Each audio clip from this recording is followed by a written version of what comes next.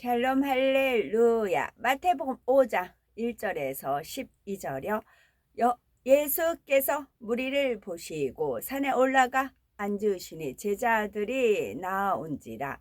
입을 열어 가르쳐 이르시되 심령이 가난한 자는 복이 있나니 천국이 그들의 것이며 애통하는 자는 복이 있나니 그들이 위로를 받을 것이며 온유한 자는 복이 있나니 그들이 땅을 기업으로 받을 것이며 의에 줄이고 목마른 자는 복이 있나니 그들이 배부를 것이며 긍휼히 여기는 자는 복이 있나니 그들이 긍휼히 여김을 받을 것이며 마음이 정결한 자는 복이 있나니 그들이 하나님을 볼 것이며 화평하게 하는 자는 복이 있나니 그들이 하나님의 아들이라 일컬음을 받을 것이며 의를 위하여 박해를 받은 자는 복이 있나니 천국이 그들의 것임이라. 나로 말미암아 너희를 욕하고 박해하고 거짓으로 너희를 거슬러 모든 악한 말을 할 때에는 너희에게 복이 있나니 기뻐하고 즐거워하라. 하늘에서 너희의 상이 큼이라. 너희 전에 있던 선지자들도 이같이 박해하였느니라. 아멘. 팔복이란 무엇인가 입니다. 예수님께서는 공생애를 시작하실 때 주로 갈릴리 주변에서 사역하셨습니다. 이곳에서 팔복에 대해 증거하실 때에 하나님께서 원하시는 성도들의 마음과 이러한 마음을 지닌 사람들에게 임하는 축복에 대해 가르치셨지요. 세상 사람들은 물질적으로 풍요하거나 자녀가 출세하고 건강하며 가정이 화평하면 복이 있다고 말합니다. 그러나 이러한 복은 갑작스런 사고나 질병 등으로 순간에 사라질 수 있지만 팔복은 하나님께서 주시는 영적인 복으로서 영원하며 변치 않는 복입니다. 하나님께로서 위로부터 주신 축복은 이 땅에서도 복이 되지만 하늘나라에서도 그에 상응하는 복으로 쌓여지기 때문이지요. 무엇보다 예수 그리스도를 영접하여 하나님 나라에 들어갈 수 있는 구원의 완성을 진정한 복이라 말할 수 있습니다. 만일 우리가 아무리 이 땅에서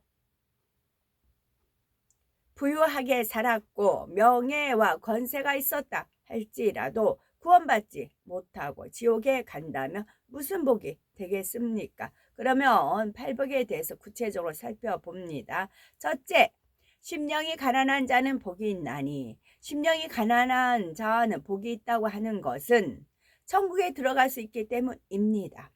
심령이 가난하다는 것은 건강이 좋지 못하거나 물질이 없는 것이 아니라 악이 없고 선한 마음을 말합니다.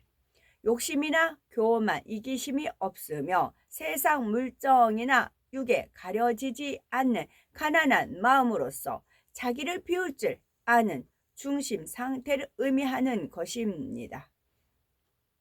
심령이 부유하면 하나님의 빛이 들어갈 틈이 없기 때문에 주님을 영접할 수 없지만 선한 중심을 가진 사람들은 재물이 많거나 풍요로운 상태라 할지라도 천도를 받으면 주님을 영접하는 것을 볼 수 있습니다. 그러나 심령이 부요하다 해도 시험 환난을 만나거나 고통과 충격적인 일을 당하면 복음을 받아들일 수 있는 가난한 심령이 됩니다. 물에 빠진 사람이 지푸라기라도 잡으려는 심정으로 복음을 받아들임으로 전도하기가 쉬운 것입니다. 간혹 시험 환난을 당하지 않고도 복음을 전하면 그대로 받아들이거나 스스로 교회에 나오는 사람들이 있는데 이는 그만큼 심령이 가난하기 때문입니다. 마음 중심이 선하거나 자존심과 교만이 깨어져 나감으로 심령이 가난한 자가 되면 하나님을 마음에 인정할 수 있기에 복음을 받아들이고 예수 그리스도를 영접하여 구원을 받고 천국을 얻게 됩니다. 이처럼 주님을 영접하여 믿음으로 구원받는 것이 팔복을 받는 첫 번째 관문입니다. 이 관문을 통과하지 못하면 나머지 복을 받을 수 있는 자격이 주어지지 않으니 무엇보다 먼저 심령이 가난한 자가 되어야 할 것입니다. 두 번째, 애통하는 자는 복이 있나니입니다. 애통이란 몹시 슬퍼하며 가슴 아파하는 것을 의미하지요. 애통에는 갖가지 슬픈 일을 당하여 애통하는 육적인 애통과 하나님의 나라와 의를 위한 영적인 애통이 있습니다. 가난하여 애통하고 자기 악을 이기지 못하거나 슬픔과 고통을 당하여 애통하는 것은 모두 육적인 애통에 속합니다. 이는 믿음이 없을 때 하는 것이며 하나님의 위로를 받을 수 없습니다. 하나님께서는 항상 기뻐하라, 쉬지 말고 기도하라, 범사에 감사하라. 이는 그리스도 예수 안에서 너희를 향하신 하나님의 뜻이니라 하셨으니 어떤 상황에서도 기뻐하고 감사할 수 있어야 합니다. 그럴 때 그 믿음을 보시고 합력하여 선을 이루어 주시니 육적인 애통은 아무런 문제가 되지 않습니다. 하나님께서는 우리가 육적인 애통이 아닌 영적인 애통을 하기 원하시는데 영적인 애통은 무엇일까요? 첫째로 죄에 대한 회개의 애통이 있고, 두 번째는 직분자로서 사명을 감당하지 못할 때 나오는 애통이 있고, 셋째는 죄로 인하여 사망의 길로 가는 형제를 위한 애통이 있고, 넷째는 세상을 보며 애통할 줄 알아야 합니다. 첫째로 죄에 대한 회개의 애통인데요. 회개란 하나님을 알지 못했을 때 죄악 가운데 살았던 것을 돌이켜 하나님의 진리 안에 들어오는 것을 말합니다. 자신이 죄인임을 깨닫고 눈물 콧물을 흘리며 회개의 애통을 하고 나면 죄의 짐을 벗은 느낌 속에 후련해지고 기쁘고 가벼운 마음이 됩니다. 그리고 신앙생활을 해 나가면서 진리로 비추어 내 안에 있는 죄를 발견하게 되고 죄를 버리기 위해 마음을 찢으면서 애통하는 것이지요. 하나님께서는 이를 기뻐 받으시고 위로와 능력을 주셔서 죄와 싸워 이길 수 있도록 도와주십니다. 둘째로는 직분자로서 사명을 감당하지 못할 때에 나오는 애통이 있습니다. 직분자로서 당연히 해야 할 기도나 전도, 충성, 봉사를 하지 못했을 때 심히 마음을 찢으면서 애통하게 되는데, 하나님께서는 이렇게 애통하는 자에게 사명을 감당할 수 있도록 은혜와 능력을 주셔서 위로받게 하십니다. 셋째로는 죄로 인하여 사망의 길로 가는 형제를 위한 애통이 있습니다. 사망의 길로 가는 형제를 보고 긍휼히 여기는 자는 그를 위하여 애통하며 사랑의 기도를 하게 됩니다. 형제가 범죄치 않고 말씀 안에 살 수 있도록 믿음으로 간구하는 눈물의 기도는 진정 사랑의 마음에서 나오므로 이러한 애통의 기도를 받으시고 응답하시며 위로받게 하십니다. 넷째로 세상을 보며 애통할 줄 알아야 합니다. 죄악으로 물든 세상과 많은 영혼들, 나라와 민족의 복음화를 위해 마음을 찢는 애통함이 있어야 할 것입니다. 이와 같이 영적인 애통은 영적인 사랑이 있어야 나오는 것입니다. 하나님 나라와 의를 위하여 영적으로 애통하는 기도를 들으시고 합력하여 선을 이루시며 복을 주시되 이 땅에서 위로받게 하실 뿐 아니라 하늘나라에서도 상급으로 갚아주십니다. 세 번째, 온유한 자는 복이 있나니입니다. 사람들은 인품이 온화하고 유순한 것을 온유라고 하지만 영적인 온유는 여기에 덕을 겸한 것을 말하지요. 덕이 있는 사람은 상대와 어떤 일로 마음이 불편해진다거나 걸림이 없으며 매사를 악으로 판단 정죄하지 않습니다.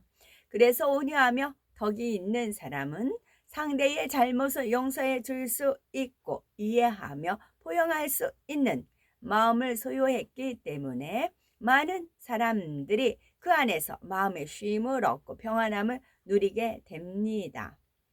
많은 사람들의 마음을 얻게 되니 이것이 곧 영적인 권세가 되는 것이지요. 하나님께서는 상대를 섬기며 덕을 갖춘 온유한 사람에게 천국에서 큰 권세를 주시니 당연히 큰 땅을 기업으로 받게 되는 것이지요.